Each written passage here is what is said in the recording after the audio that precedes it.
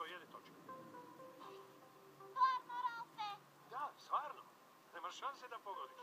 Pa očito je da je Pac-Man. Pa ne vidi ja oči. Zašto je to očito? Znači još bar jednu stvar u igraonici koja je žuta, okrugla i jede točke.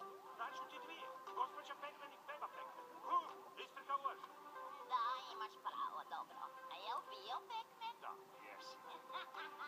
Znala sam, dobro. Ajmo sad ovo.